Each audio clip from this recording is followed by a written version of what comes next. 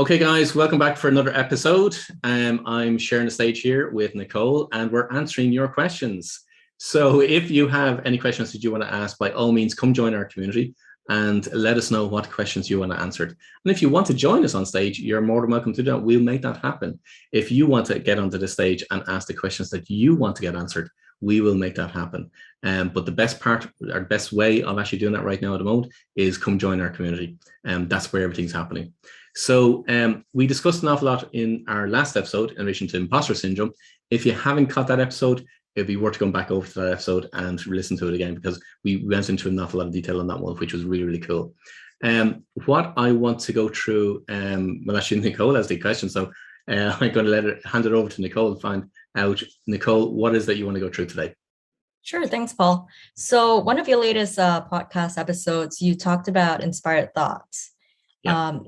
I was wondering when I was listening to that episode, are inspired thoughts sometimes just distractions that we should not entertain? Okay. How do you know when, how should we know when we should act upon these thoughts or when we shouldn't? Okay, cool. Now I'm going to ask you a question, because when you think of them as being distractions, give me an idea. What does that look like for you? I could be, So I could be working on something, a piece of work, maybe something I'm doing for a freelance client, and I get a random thought. Yeah. Nothing really inspires it, I think, but it just comes into my mind. It could be, having to reminding myself to reach out to a friend on text, or having to do another piece of work that I may have forgotten about, or it could be something completely new that I have not thought about before. And I guess that it's just been inspired, spur of the moment thing. And I think it's a good idea to act upon it. And so I write it down, or I make a note of it, and then I try and come back to it later. Or I may get distracted and then I start working on that thing immediately, even though I'm not supposed to, because I was working on something else before. And so sometimes it does distract me. Sometimes it doesn't. It depends on what it is. But if it's something small, I find that it's more easy to get distracted when it's something small and easy to do. When you're working on something hard and something easier that you also need to do comes up, it's easier to knock out the small task and then go back to what you were supposed to do. Perfect. You just described what inspired thoughts are. That's it. It is exactly that, and they come in two different ways. But exactly what you described are exactly what inspired thoughts are. So think from the perspective of you're doing something and you're preoccupied in what it is that you're doing, and then all of a sudden, as you described it, a thought comes into your mind that you should reach out to somebody that you hadn't spoken to in a while, or it's something that you, one example that you gave was something that you hadn't done yet, but you need to do because you need to go back to a client on, or whatever it may be, and so on. So all of those different things that you mentioned, all of those examples that you gave are all inspired thoughts. So do you ignore them? No, you don't. No, absolutely don't. So there's two ways of doing it. One is, so are they distractions? Yes, they're distractions, but they're distractions in a good way. All right. So let me explain a couple of different things for you. One is, think of it from the perspective of your conscious mind. Now, please don't ask me. You can find this research online yourself and find out where it actually gets down to. But I'm just taking the research and passing on the research, if that makes sense. So please don't, I have no idea how they measure this. But what they did measure was that the conscious mind processes only 50 bits of information per second. The unconscious mind, however, processes 11 million bits of information per second. So if our conscious mind only processes 50 little bits, like that's 50, it's a really, really tiny number, 50 bits of information per second, but our unconscious can process 11 million bits per second, it'd be a good idea to follow our unconscious. So think from the perspective of, think of your unconscious as being, now I've a number of definitions for unconscious, for people to understand and experience what unconscious is. But look at it from the point of view of people would have had that gut feeling or that intuitive hit, or they're picking something up, but they can't put a finger on it in terms of they know something, but they don't know where it's going, the information is coming from. That primarily is your unconscious. It's your intuitive side of you trying to guide you. So when you're occupied with something else, like what you described earlier on, when you're occupied with something else, that's when the unconscious will communicate with you. And it's something different. It's something random. It's offbeat. It's kind of like, where did that thought come from? But the vast majority of people dismiss it. But think of it from this perspective. If the unconscious is processing 11 million bits of information per second, it's taking in the collective information that it's receiving and trying to communicate to you in your best interest to guide you to do what it is that you need to do. So think from the perspective of, if, again, that example of, okay, there's something I need to do for a client, I haven't done it yet, so therefore I need to do it. That's your unconscious communicating to you, say, Nicole, you need to do this, because if you don't do it, here's what's going to happen. Okay, now it's not going to explain in those terms, but that's exactly what actually happens. Because if you dismiss it, what you'll find is that what a lot of people do is they dismiss it, they ignore it, they don't do it. And then lo and behold, a couple of days later, they get a phone call from that client saying, where's the piece of work that I wanted?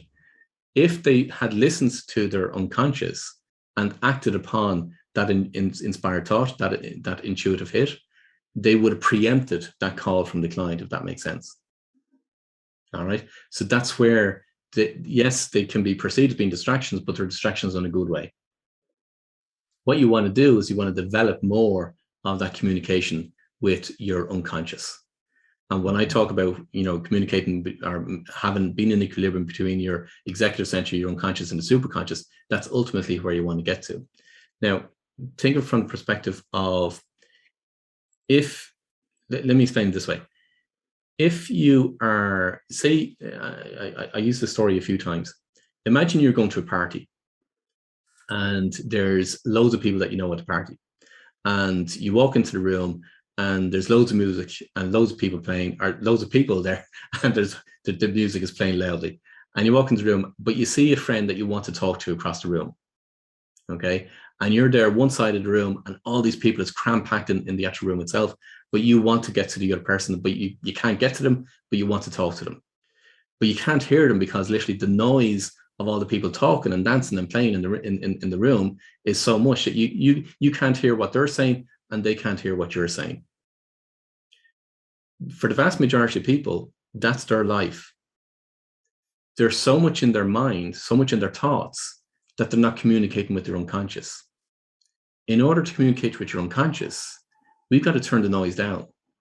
So look at it from the perspective of, if we were to start to turn the music off, and therefore now becomes quieter in the room. If we asked everybody in the room to just stay still and become mannequins in the room and literally just stay still and just not talk or not do anything, literally just stay where they are. Now we have a better chance of listening and communicating with our friend that's across the room. That friend across the room is your unconscious. The more you quieten everything down and get to stillness, that's where you will actually experience more of that communication with your unconscious. So that's part of, when you talk from personal mastery, personal development, is you absolutely want to develop that communication with your unconscious. So then is there a better way to have, the communication with your unconscious mind happen when you're not trying to focus on something else? Or is it because there's very little time when your mind is completely quiet, and so that's when your unconscious mind tries to communicate with you when you're focused on one thing rather than like 10 million things? Yeah, because, okay, so let me explain that one. It's the difference between let me explain it this way. If you were actively, consciously trying to find a solution to a problem, you're using all of your conscious mind trying to find that solution. Okay. And something creative might come into your mind and say, okay, yeah, I could do X, Y, and Z as being a solution to that particular problem. But all you're doing is you're using your conscious mind trying to find the solution to that problem. However, if you distracted yourself on something else and you're doing a completely different activity, and you then got a random thought, or you perceived as being a random thought, but it's actually an inspired thought into your mind, it would be like as if somebody taps you on the shoulder and say, hey, Nicole, what happens? What if you were to do this? Now, in those circumstances, you'd pay more attention, because it is like, as when you were explaining the different examples earlier on, when I asked you the question, what's a distraction? What do you mean by that? What you were describing was that you were consumed in doing some activity, and it was like as if somebody came on behind you, tapped you on the shoulder and said, Nicole, you should make this phone call, or Nicole, you should send this email, or Nicole, you should do this, or whatever it is that the person, not the person, but your unconscious literally tapped you on the shoulder and said, this is what you got to do. In those circumstances, that interruption, that pattern interrupt, is getting your attention more so for you to be aware, oh, this is an inspired thought. I need to take what I'm getting as information from this perspective, when you understand where it's coming from. And therefore now I've got to act upon the information I've been receiving. So your best port of call is, when that happens, is you write it down. And once you've got it written down, so therefore, do you stop what you're doing? Not necessarily stop what you're doing, because you're doing what it is that you want to do, but you make a note of that inspired thought. And therefore, when you're finished what you're doing, then you get back to, okay, let me make this phone call, or let me do what it is that I'm being inspired to do. So would you say the best way when a person gets an inspired thought while actually trying to do something else would be to, write it down and then park it for after, when they're, done with the task that they were supposed to be doing? Yeah. A lot of things will happen. Okay, so let me go a little bit deeper on this one, or let me explain a few different things. So yes, in answer to your question, in terms of, best thing to do is write it down, and then you can get back to your task. That's absolutely fine. A lot of inspired thoughts come when people are out walking, or they're out doing an activity, so therefore they may not have access to be able to write it down. So that's where you've got to have an application on your phone, so therefore you can open up your phone and make a note of it straight away. Okay. The other side of it is that a lot of people will get woken up in the middle of the night, and it typically happens between 3 a.m. in the morning and 4 a.m. in the morning, and they're getting woken up, and they literally will receive a thought, or let me explain this way. They'll be woken up because of a thought, and it's a case of this thought comes into their mind, and they perceive it as being random, and they end up just going back to sleep. But here's the thing. They don't write it down. They don't write it down.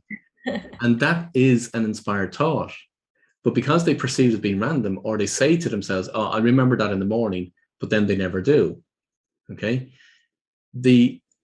How would I say, the vibration between when you're asleep in that deep sleep, and that's why it happens in around between 3 or 4 in the morning, because at that time, typically, it depends on the person when they go to bed and all kinds of things, but typically in that space is when they're at their deepest, and therefore they are at a particular vibration, and therefore it's not a lot easier for the unconscious to communicate them when they're at that vibration, if that makes sense.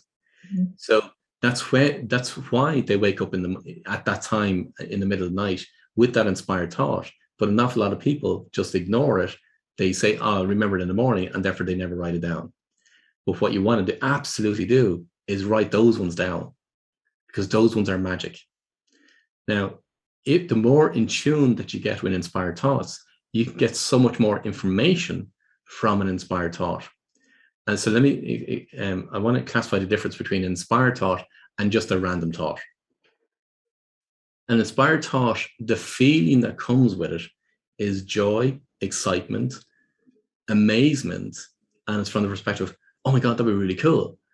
It's that millisecond of reaction to the inspired thought, and they are absolutely the inspired thoughts you want to act upon. What happens for an awful lot of people is, as soon as they get the inspired thought, you can get, as I said, you can get more and more information from the inspired thought if you're more sensitive and more attuned to it. You can get, time frames and different things or different dimensions within with the inspired thought. But what happens for a lot of people is that immediately they get the inspired thought, now they allow their conscious mind to kick in. And their conscious mind will bring up absolutely everything to counter that inspired thought. Because what the conscious mind will say is, why on earth would you do that for? So all their fears will start to come up. And therefore they'll say, well, I'm not going to do that because I haven't been speaking to that individual for quite a while, or I've too much work to do, so therefore I'm not going to do that task that I've got the inspired thought to do. So all those different thoughts start to come up in their mind. That's their conscious mind literally doing its work. But you've got to ignore what it is. So if fear is an awful lot that comes up for people that get an inspired thought that is so random, and they know they would love to do it, but therefore now it immediately kicks in from the perspective of, oh my God, I really don't really want to do that. Okay, so it's been understanding what's actually happening, and therefore making sure that you act upon those inspired thoughts. Does that make sense? Yes. So, while the conscious and the unconscious mind are debating each other, that is what you want to avoid, correct? When you're doing focus work. So again, the best way would just be to write it down and then forget about it. Don't give the conscious mind a chance to debate. Yeah. Is that the goal?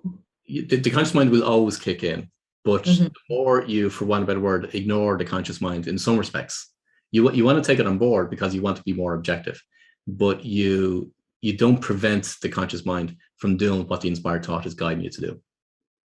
Gotcha. So then should we always trust our unconscious mind in that case? Absolutely. Yeah. So for a lot of people, they get the inspired thoughts. And so here's where it's going to be linked in with intuition.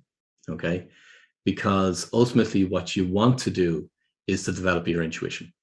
Now, people will talk about it from the perspective of they'll refer to as being, look, I have this gut feeling, or I have this feeling that I should do X, Y, and Z, or whatever, and so on. But their conscious mind is so much in their head, and therefore they don't do what it is that their gut feeling is telling them to do.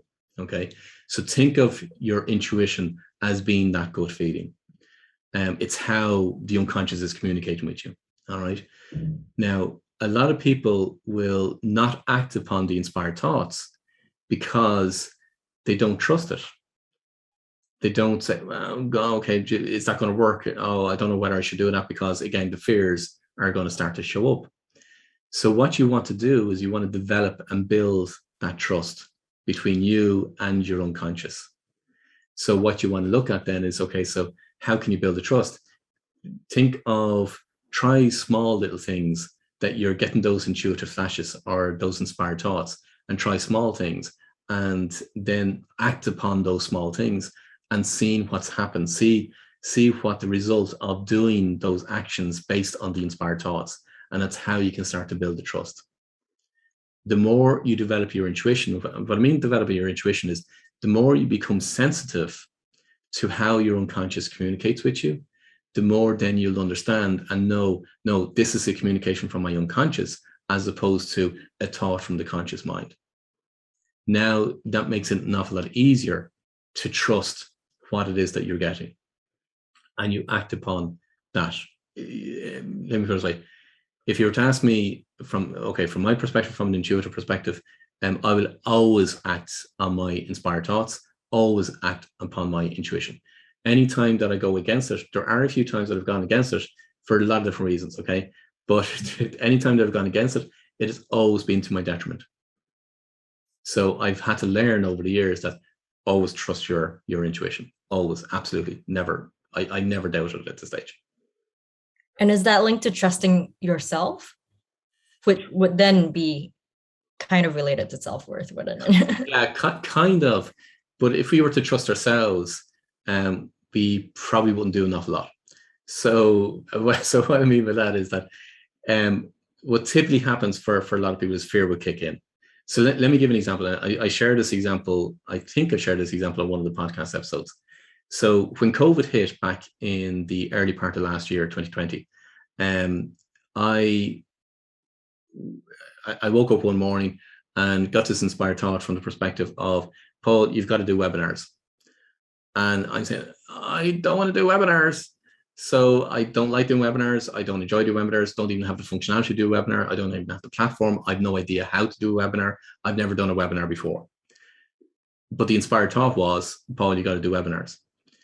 And because of the information that I got with it, I had to do the webinar very, very quickly. But I knew what the webinar was about as well. Now, if I allowed my conscious mind to take over, my conscious mind, because it was this interplay that was going on, is where trust comes into play, and where you're saying trust in yourself, your conscious mind will literally try and hold you back from doing what it is that's going to be fearful, or what it perceives as being fearful. So let me explain that. I didn't have a platform for doing webinars. I didn't know how to do I didn't know how to do webinars. I didn't want to do webinars. I just had no desire to do webinars. But the inspired thought was telling me, no, Paul, you got to do webinars. I had to act upon that inspired thought.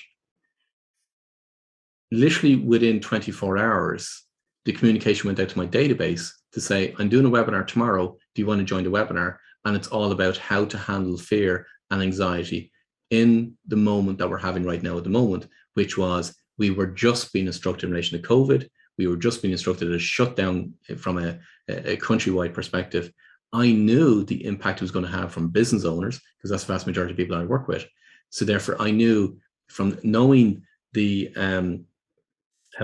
knowing the impact that the recession had on business owners, I knew people were going to be lost from that perspective in terms of what they were going to be feeling.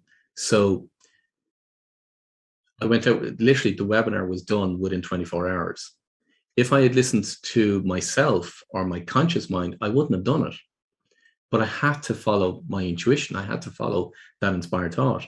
That webinar, and I did a series of webinars. I did a weekly webinar for 7 weeks in order to help and support the business owners at that time through that initial phase of, look, we can get through this. So don't worry about it. So for one better word, there was a reason why I was being guided to do those webinars. Those webinars turned into my podcast. That podcast has now turned into the video podcast that we're now literally doing. So if you were to look back, it's very easy in hindsight to look back over all the different breadcrumbs that were there in order to get you to do what it is that you're to do. If I had not done it and not acted upon that inspired thought, would it be delayed? Yeah, it would have been delayed. Would it have come up again? Yeah, it would have come up again. But I wouldn't have gotten the traction of what I've now got if I didn't act upon that inspired thought. But that's how our conscious mind will fight against us, or fight against those inspired thoughts, basically to keep us safe. Does that make sense? I should have been clearer. So when I said you, I guess you mean conscious mind, correct? Yeah. So in the unconscious mind, do you consider that the unconscious part of you? Or, I mean, it is part of you, correct? The unconscious is part of you. Right. So yeah, so when I said you, I wasn't clear. I should have been clearer. No, my interpretation of you meaning your conscious part. Right. Yeah, that makes more sense. that you will keep you safe. Mm-hmm. Yeah. So you're absolutely right. Cool. Is any other questions on that one? Not from my end. Cool. I think you've answered everything. Okay. Excellent. All right. So we've covered inspired thoughts. And so that's it for this particular episode. If you want to find out more, make sure that you subscribe to our channels.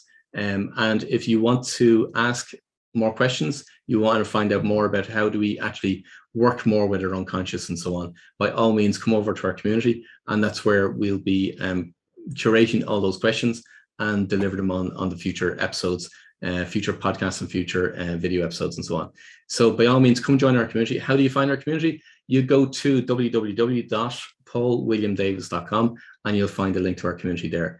And you'll be more than welcome into our community. It's a community of business owners that are driven for their purpose. They want to reach their full potential and they want to build a business in line with their purpose. So come on over, join our community. There's loads of different things happening over the next number of weeks.